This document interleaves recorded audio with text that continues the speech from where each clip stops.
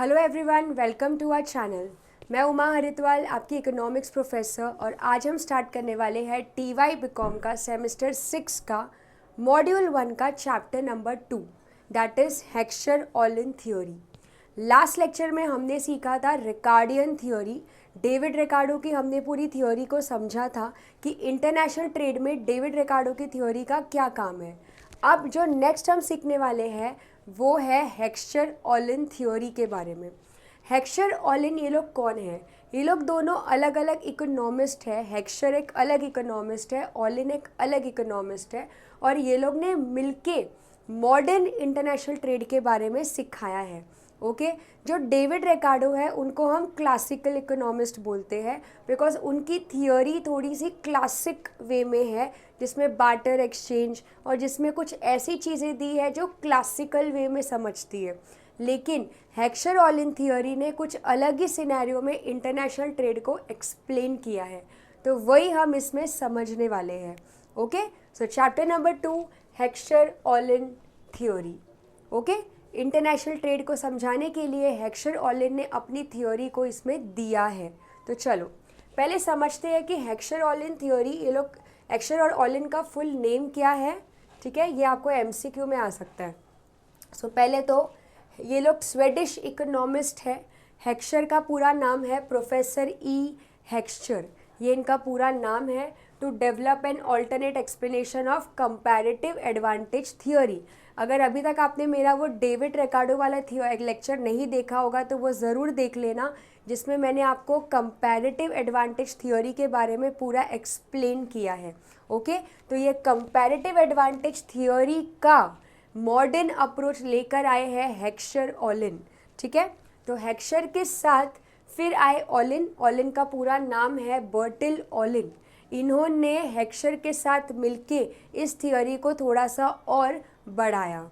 ठीक है, तो अभी हम समझते हैं हेक्सचर-ऑलिन थ्योरी आखिर में है क्या, उसको हम मॉडर्न थ्योरी क्यों बोलते हैं, और उन्होंने ऐसा क्या एक्सप्लेन किया है इस थ्योरी में।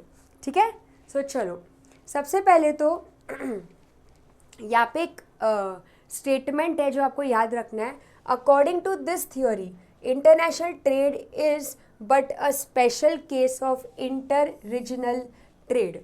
इंटरनेशनल ट्रेड एक तरीके का हम लोग उसको क्या बोलते हैं, इंटर रीजनल ट्रेड। क्यों इंटर रीजनल? बिकॉज एक चीज़ दूसरे चीज़ पे क्या है, डिपेंडेंट है। इसका मतलब क्या हुआ, तो एक अप्रोच के बारे में मैं आपको अभी बताने वाली हूँ। ठीक है, तो ये अप्रोच के बारे में आपको समझना है। तो ये है जनरल इक्विलिब्रियम अप्रोच। ये आपको शॉर्ट नोट्स में आ सकता है 5 मार्क के लिए कि जनरल इक्विलिब्रियम अप्रोच आखिर होता क्या है। देखो अगर थोड़ा सा पास्ट 12th में जाते हैं, ठीक है, 12th में आपको चैप्टर था माइक्रो इकोनॉमिक्स और मैक्रो इकोनॉमिक्स का। ठीक है, सो मैक्रो इकोनॉमिक्स की स्टडी के बारे में हमने पढ़ा था कि मैक्रो इकोनॉमिक्स किसको स्टडी करता है। Macro economics general equilibrium theory approach को क्या करता है, स्टडी करता है। Now what is this general equilibrium approach? General equilibrium approach का मतलब ये होता है जिसमें एक फैक्टर दूसरे फैक्टर पे क्या है, डिपेंडेंट है। अभी एक फैक्टर दूसरे फैक्टर मतलब क्या, देखो हम इसमें समझते हैं प्राइस के बारे में। ठीक है, अभी जो भी प्रोडक्ट का प्राइस होता है, ठीक है, वो प्राइस एक्चुअली में किस पे डिपेंडेंट है? वो किस पे डिपेंडेंट है बच्चों? वो डिमांड एंड सप्लाई पे। ओके जैसा डिमांड एंड सप्लाई रहेगा उसके हिसाब से प्राइस क्या होता है, फ्लक्चुएट होता रहता है। ये तो कमोडिटी प्राइस हो गया। वैसे ही फैक्टर प्राइसेस भी होते हैं। What is factor prices? Product को बनाने का खर्चा, जैसे लेबर का वेजेस, हमने अगर लोन लिया है बैंक से तो उनका इंटरेस्ट। ठीक है, तो ये फैक्टर प्राइसेस भी किस पे मतलब डिपेंड करता है, डिमांड एंड सप्लाई पे। कैसे? लेट्स से फॉर एग्जांपल आपके प्रोडक्ट का मार्केट में बहुत डिमांड है, ठीक है, तो प्राइस क्या हो जाएगा, ज़्यादा हो जाएगा। तो सेम प्रोडक्ट को बनाने के लिए जो हम फैक्टर यूज़ कर रहे हैं वो भी प्राइस उसका क्या हो जाएगा, बढ़ जाएगा। बिकॉज जब डिमांड ज़्यादा होती है तो ऑटोमेटिकली प्राइस भी क्या होने लगता है, बढ़ने लगता है। तो ये जो एक दूसरे पे इंटरडिपेंडेंसी है ना, इसको जनरल इक्विलिब्रियम बोलते हैं। जनरल इक्विलिब्रियम का मतलब ही ये होता है कि कोई भी चीज़ है ना इंडिपेंडेंट नहीं है, जैसे प्राइस इंडिपेंडेंट नहीं है या डिमांड एंड सप्लाई इंडिपेंडेंट नहीं है। ये सब चीज़ें एक दूसरे के साथ क्या है, इंटरडिपेंडेंट है। और यही चीज़ कंसिडर करके इंटरनेशनल ट्रेड होता है। ओके, इंटरनेशनल ट्रेड जो भी होता है, एक्सपोर्ट एंड इंपोर्ट, ये किस पे डिपेंड करता है, ये डिमांड एंड सप्लाई पे डिपेंड करता है। और डिमांड और सप्लाई से क्या फ्लक्चुएट होता है, प्राइजेस एंड फैक्टर प्राइजेस। ठीक है, सो ये ही आपका कॉन्सेप्ट होता है जनरल इक्विलिब्रियम अप्रोच। ये आपको 5 मार्क्स के शॉर्ट नोट्स में आ सकता है। ठीक है, कि जनरल इक्विलिब्रियम अप्रोच आखिर होता क्या है। तो आप थोड़ा सा इसको रीड कर सकते हैं। ये देखो, ये वाले लाइन से कि this approach is based on mutual interdependence. MCQ में भी आ सकता है कि ये जो अप्रोच है ये किस पे डिपेंडेंट है, इट इज़ म्यूचुअली इंटरडिपेंडेंट। जो किससे डिटरमाइन होता है, डिटरमाइन होता है डिमांड एंड सप्लाई से। जो डिमांड एंड सप्लाई से क्या होता है बच्चों, डिटरमाइन किया जाता है। ठीक है, देखो, forces and these prices are mutually interdependent.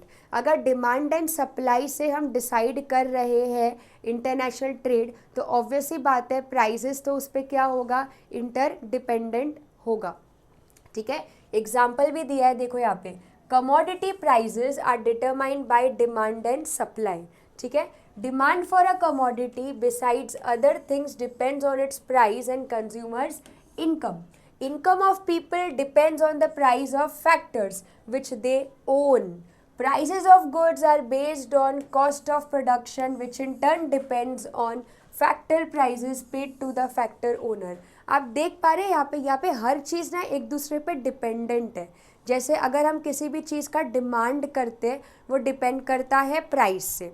Price किस पे डिपेंड करता है, आपके कॉस्ट से, कि आपको प्रोडक्ट को बनाने का कॉस्ट कितना लग रहा है। ओके, और कॉस्ट ऑफ प्रोडक्शन डिपेंड करता है कि आप किस तरीके से प्रोडक्शन कर रहे हैं। सो हर चीज़ एक दूसरे के साथ क्या है, म्यूचुअली इंटरडिपेंडेंट है। और इसी को ही हम बोलते हैं जनरल इक्विलिब्रियम अप्रोच। ठीक है, ओके, सो ये आपका जनरल इक्विलिब्रियम अप्रोच होता है। ठीक है, और इसके बारे में देखो, ये जो लास्ट पैराग्राफ आप देख सकते हैं यहाँ पे बच्चों, ये लास्ट पैराग्राफ के में क्या लिखा हुआ है, the general equilibrium analysis explained above is applicable to a single market in a country. ठीक है, according to Ohlin it takes into account only the time element. हम इसमें सिर्फ टाइम एलिमेंट देखते हैं कि कौन से टाइम पे क्या डिमांड है, क्या सप्लाई है, लेकिन हम लोग स्पेस एलिमेंट नहीं देख रहे हैं कि कहाँ पे कितना डिपेंडेंसी है।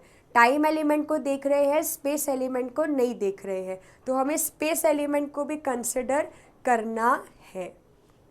ठीक है, so this is your general equilibrium approach, जो ऑलिन ने इस अप्रोच को बताया है। और ऑलिन बोलते हैं कि प्राइस जो है, डिमांड और सप्लाई जो है, फैक्टर प्राइसेस जो है, वो हर एक चीज़ एक दूसरे पे क्या है, इंटरडिपेंडेंट है। ओके, ठीक है, तो चलो अब हम आते हैं अपने हेक्सचर-ऑलिन थ्योरी पे। ठीक है, अभी जैसे कि जो ये जनरल इक्विलिब्रियम अप्रोच है ना, ये सिंगल मार्केट पे है, लेकिन इंटरनेशनल ट्रेड तो मल्टी मार्केट थियोरी है ना। तो यहाँ पे इन्होंने स्पेस एलिमेंट को एक्सप्लेन ही नहीं किया है जनरल इक्विलिब्रियम को। इसके लिए ऑलिन बोलते हैं हमें जनरल इक्विलिब्रियम तो लेना ही है, साथ में हमें मल्टी मार्केट है। मल्टी मार्केट मतलब एक कंट्री दूसरे कंट्री के साथ क्या कर रही है, ट्रेड कर रही है, इंटरनेशनल ट्रेड हो रहा है। ठीक है, ओके, तो चलो अब हम स्टार्ट करते हैं विद आर 15 मार्क्स का आंसर, जो आपके एग्जाम में आ सकता है। दैट इज हेक्सचर-ऑलिन फैक्टर एंडोमेंट या मॉडर्न थ्योरी। हेक्सचर-ऑलिन की थ्योरी को हम क्या बोलते हैं, मॉडर्न थ्योरी। ठीक है, तो चलो अभी हेक्सचर-ऑलिन थ्योरी ना फैक्टर पे बहुत माना जाता है। फैक्टर को समझते हैं। What is factor? प्रोडक्शन करने के लिए हमें 4 फैक्टर की ज़रूरत पड़ती है। लेट्स से फॉर एग्जांपल मेरे को बनाना है टमाटो केचप, तो केचप बनाने के लिए मुझे लगेगा एक जगह, लैंड, मुझे लगेगा वर्कर्स, है ना, लेबर, मुझे लगेगा पैसा, कैपिटल और मेरा आइडिया। ठीक है, तो ये चारों को हम मिला देंगे तो हमारा क्या बन जाता है, फैक्टर्स बन जाते हैं। ठीक है, तो अभी हेक्सर-ऑलिन थियोरी ने इन फैक्टर पे ही फोकस किया है। किस पे फोकस किया है, फैक्टर्स पे, और वो भी चारों फैक्टर्स पे नहीं, इन्होंने खाली लेबर और कैपिटल पे ही फोकस किया है।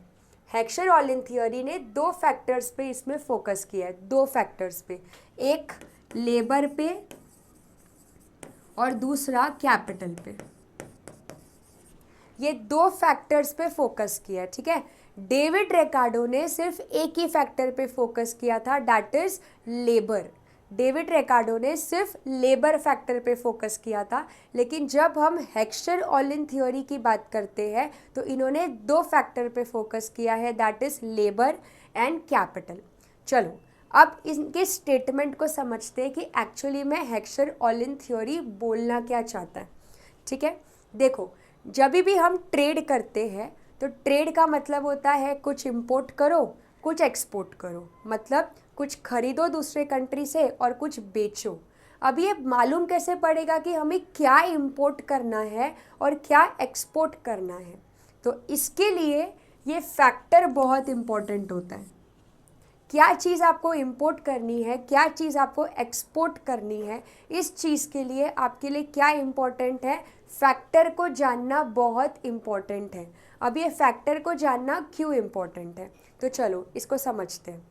ठीक है, लेट्स से फॉर एग्जांपल एक कंट्री है जो कैपिटल इंटेंसिव कंट्री है। कैपिटल इंटेंसिव का मतलब होता है कि उस कंट्री में टेक्नोलॉजी मशीन्स का यूज़ ज़्यादा होता है एज़ कम्पेयर टू लेबर, है ना। मैं इसको थोड़ा सा आपको ग्राफ किसी में से समझाती हूँ। ठीक है, जस्ट अ सेकेंड। ठीक है, so let's say for example मैं यहाँ पे 2 कंट्री लिख रही हूँ, कंट्री 1 एंड कंट्री 2। ठीक है, जो कंट्री 1 है ना वो लोग टेक्नोलॉजी और मशीन्स का ज़्यादा यूज़ कर रहे हैं एज़ कम्पेयर टू लेबर। ठीक है, और जो कंट्री 2 है वो लेबर इंटेंसिव है। लेबर इंटेंसिव मतलब कंट्री 2 में लेबर वर्क ज़्यादा होता है, लाइक उनके पास लेबर अबेंडेंस में है as compare to technology and machines. तो अब आप लोग बताओ दोनों कंट्री को क्या करना चाहिए, कंट्री 1 को कैसे प्रोडक्ट बनाने चाहिए और कंट्री 2 को कैसे प्रोडक्ट बनाने चाहिए। मैं वापस से रिपीट कर रही हूँ। ठीक है, कंट्री 1 कैपिटल अबेंडेंट कंट्री है, मतलब इनके पास है ना इनके पास मशीन्स एंड टेक्नोलॉजी अबेंडेंस में है, बहुत ज़्यादा है, और लेबर इतना नहीं है।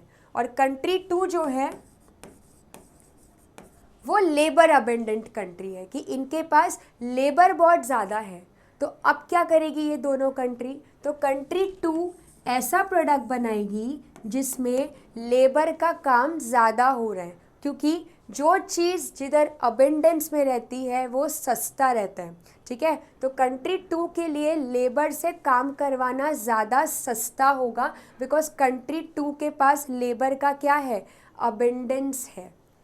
समझ में आ रहा है। So country 2 labour abundant country है, तो वो ऐसे प्रोडक्ट बनाएगी जिसमें लेबर वर्क ज़्यादा हो रहा है, क्योंकि वो उनके लिए क्या हो जाएगा, चीप हो जाएगा। और उसी प्रोडक्ट को बना के वो लोग क्या करेंगे, एक्सपोर्ट करेंगे। क्या करेंगे, एक्सपोर्ट करेंगे। ठीक है, अभी कंट्री 2 के पास मशीन्स एंड टेक्नोलॉजी इतना अबेंडेंस में नहीं है, तो वो लोग अभी क्या करेंगे, वो लोग फिर ऐसे प्रोडक्ट को इंपोर्ट करेंगे जो टेक्नोलॉजी और मशीन से बनता है, बिकॉज उनके पास टेक्नोलॉजी और मशीन्स की कमी है।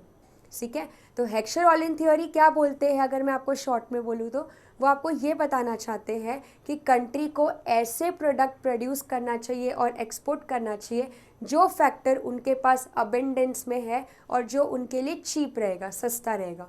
और ऐसे प्रोडक्ट को इंपोर्ट करना चाहिए जो फैक्टर का उनके पास स्केर्सिटी है, जो चीज़ की उनके पास क्या है, कमी है। जैसे इंडिया इंडिया के पास लेबर बहुत ज़्यादा है, इसके लिए इंडिया में एग्रीकल्चरल प्रोडक्ट्स ज़्यादा एक्सपोर्ट होते हैं, क्योंकि लेबर ज़्यादा है सो चीप लेबर मिलते हैं। तो चीप लेबर से इंडिया क्या कर सकती है, एग्रीकल्चरल प्रोडक्ट्स को बना के बेचती है।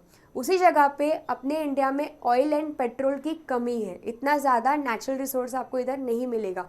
ऑयल एंड पेट्रोल, इसके लिए इंडिया को क्या करना पड़ता है, इम्पोर्ट करना पड़ता है, क्योंकि वो चीज़ की इंडिया के पास क्या है, कमी है।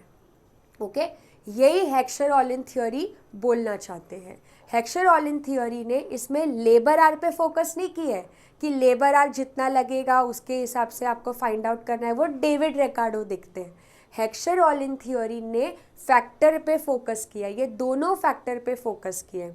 ठीक है, एक आपसे सजेशन है, एडवाइस है कि ये लेक्चर देखने से पहले आप मेरा वो डेविड रिकार्डो वाला थ्योरी समझना, उसके बाद ही ये थ्योरी देखना, क्योंकि अगर आपने तुरंत ये देखा तो आपको कन्फ्यूजन हो सकता है। तो पहले आप मेरा वो रिकार्डियन थ्योरी वाला कॉन्सेप्ट जो है उसको देखना, उसके बाद इस कॉन्सेप्ट पे आना। ठीक है, अभी जैसे डेविड रिकार्डो थ्योरी में कुछ अजम्पशंस थे, वैसे ही हेक्सचर-ऑलिन ने भी अपने थ्योरी को एक्सप्लेन करने के लिए कुछ अजम्पशंस दिए हुए हैं, वो सब हम डिस्कस करेंगे। ठीक है, पहले इनके स्टेटमेंट को रीड करते हैं कि एक्चुअली में हेक्सचर-ऑलिन क्या बोलना चाहते हैं। ठीक है, so according to this theory a nation will export, ठीक है, बेचेंगे the commodity whose production require the intensive use of the nation relatively abundant। ऐसे प्रोडक्ट को एक्सपोर्ट करेंगे जिस प्रोडक्ट को बनाने में उनका खर्चा कम लग रहा है। अब इसमें खर्चा डायरेक्टली नहीं बोल रहे ये लोग बोल रहे हैं कि जिस कंट्री के पास जो फैक्टर अबेंडेंस में है उस फैक्टर को यूज़ करके ये लोग क्या करेंगे, चीज़ों को एक्सपोर्ट करेंगे। ठीक है, और आगे क्या लिखा है, and cheap factor and import the commodity, ऐसे कमोडिटी को इम्पोर्ट करेंगे। ठीक है, whose production requires the intensive use of nation relatively scarce, और ऐसे प्रोडक्ट को इम्पोर्ट करेंगे जिस फैक्टर का उनके पास क्या है, स्केर्सिटी है। यही है आपका हेक्सचर-ऑलिन थ्योरी, जो फैक्टर के इंटेंसिटी को देख रहा है कि कौन सा फैक्टर अपने पास ज़्यादा है, उस फैक्टर को यूज़ करके प्रोडक्शन करके एक्सपोर्ट करो, और जो फैक्टर अपने पास कम है तो वो फैक्टर अपने पास कम है तो फिर उसको क्यों प्रोड्यूस करना है, उसको आप इम्पोर्ट कर लो, खरीद लो। समझ में आ रहा है? ओके, अब ये थ्योरी के भी कुछ अजम्पशंस हैं। ओके, तो चलो इसके अजम्पशंस को समझते हैं। अब इसके अजम्पशंस क्या है बच्चों, देखो, देर आर टू कंट्रीज, ठीक है, having two factors and two commodities. मतलब हेक्सचर-ऑलिन थ्योरी क्या क्या चीज़ पे बेस है, two country, two commodity, two factor. क्या है इसमें, two country, two commodity, two factors. ठीक है, इसमें दो फैक्टर्स पे ये लोग क्या है, डिपेंडेंट है। Next, there is a perfect competition. ये तो सेम डेविड रिकार्डो का थ्योरी का अजम्पशन ही कॉपी किया है। डेविड रिकार्डो की थ्योरी में भी क्या था, देयर इज़ परफेक्ट कॉम्पिटिशन। वैसे ही हेक्सचर-ऑलिन थ्योरी में भी क्या है, देयर इज़ परफेक्ट कॉम्पिटिशन। मतलब ये लोग जो प्रोडक्ट बनाएंगे वो एकदम आइडेंटिकल बनाएंगे। ठीक है, आगे, all production functions are homogeneous, that is production is subject to constant returns to scale. ये भी आपका डेविड रिकार्डो थ्योरी का ही अजम्पशन है।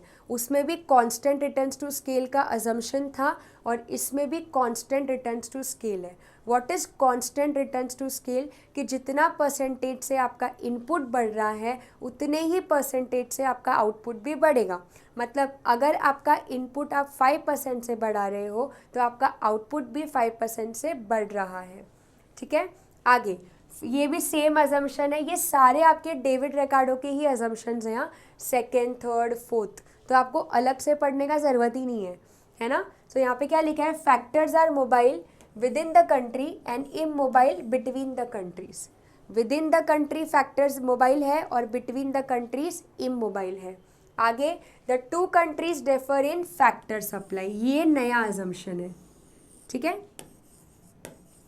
दोनों कंट्रीज़ के फैक्टर सप्लाई क्या है, अलग है, क्योंकि हम लोग तो इसमें ये बोल रहे हैं कि एक कंट्री लेबर इंटेंसिव है और एक कंट्री कैपिटल इंटेंसिव है, ठीक है। तो दोनों कंट्री का जो फैक्टर सप्लाई है वो क्या रहेगा बच्चों, वो अलग है। एक कंट्री का लेबर का फैक्टर सप्लाई है तो एक कंट्री का कैपिटल का फैक्टर सप्लाई है।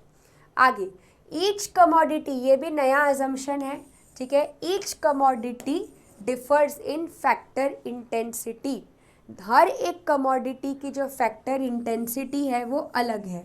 किसी में कैपिटल इंटेंसिव होता है तो किसी में लेबर इंटेंसिव होता है, ठीक है। आगे, factor intensity differs between the commodities but are same in both the countries for each commodity. Factor intensity दोनों कमोडिटीज का क्या है, अलग है, ठीक है। देखो, differs between the commodities but are same in both the countries, लेकिन दोनों कंट्रीज के बीच में जो इंटेंसिटी यूज हो रहा है फैक्टर्स का वो सेम है, लेकिन फैक्टर्स अलग है। एक में लेबर कैपिटल से ज़्यादा है तो एक में कैपिटल लेबर से क्या है, ज़्यादा है, ठीक है। आगे देखो, नेक्स्ट, फुल एम्प्लॉयमेंट। अभी ये वाले जो पॉइंट्स थे ना, ये एग्जैक्टली ये आपका नए पॉइंट्स थे 5, 6 और 7। ये आपके डेविड रिकार्डो में ऐसा अजम्पशन नहीं था, ये अजम्पशन आपको इसमें है, ठीक है। फिर 8th वाला अजम्पशन वापस से आपका वो सेम आ गया, full employment of factors, trade is free, no transport cost. ये जो लास्ट के 3 है ना, 8, 9, 10, ये सेम अजम्पशन है जो डेविड रिकार्डो के है। मतलब हेक्सर-ऑलिन थ्योरी ने क्या किया, डेविड रिकार्डो की थ्योरी को ही यूज़ किया है बट थोड़ा सा उसमें क्या कर दिया, ऐड ऑन कर दिया, ठीक है। ओके, सो ये है अजम्पशंस हेक्सर-ऑलिन थ्योरी का। आई होप आपको यहाँ तक समझा होगा कि हमने क्या सीखा। तो हमने इस टॉपिक पे अभी तक सीखा है, सबसे पहले हमने सीखा जनरल इक्विलिब्रियम अप्रोच, कि हर एक चीज़ एक दूसरे पे क्या है, इंटरडिपेंडेंट है, ठीक है। उसके बाद हमने सीखा कि हेक्सर-ऑलिन थ्योरी आखिर में बोलना क्या चाहते हैं, उनका स्टेटमेंट समझा हमने कि ये उनका क्या है, स्टेटमेंट है। स्टेटमेंट क्या है कि कंट्री को ऐसे कमोडिटी एक्सपोर्ट करना चाहिए जिसको बनाने के लिए जो फैक्टर यूज़ हो रहा है वो एकदम अबेंडेंट में है, और कंट्री को ऐसे प्रोडक्ट इंपोर्ट करने चाहिए जिसको बनाने के लिए जो फैक्टर यूज़ हो रहा है वो उनका काफ़ी ज़्यादा स्केर्स है। इन शॉर्ट, जो फैक्टर की कमी है वो प्रोडक्ट को कंट्री में मत बनाओ, उसको इंपोर्ट करो, और जो फैक्टर आपके पास एकदम अबेंडेंस में है उस फैक्टर को यूज़ करके प्रोडक्ट को बनाओ और बेचो, एक्सपोर्ट करो। ओके, सो ये था हमारा अजम्पशंस और स्टेटमेंट। अभी हेक्सर-ऑलिन थ्योरी के मैं आपको 2 कॉन्सेप्ट सिखाऊंगी, ठीक है। जो 2 कॉन्सेप्ट है आप यहाँ पे देख सकते हो, एक हम सीखेंगे फैक्टर इंटेंसिटी और दूसरा हम लोग सीखेंगे फैक्टर एंडोमेंट के बारे में, ठीक है। सो ये दोनों कॉन्सेप्ट हम नेक्स्ट लेक्चर में सीखेंगे बिकॉज ये दोनों कॉन्सेप्ट बहुत ही इम्पॉर्टेंट होने वाला है। आज के लेक्चर में जो मैंने आपको सिखाया है वो सिखाया है हेक्सर-ऑलिन थ्योरी के बेसिक प्रिंसिपल्स क्या होते हैं। नेक्स्ट लेक्चर में हम सीखेंगे इनके 2 कॉन्सेप्ट्स, फैक्टर एंडोमेंट्स और factor intensity. Thank you so much.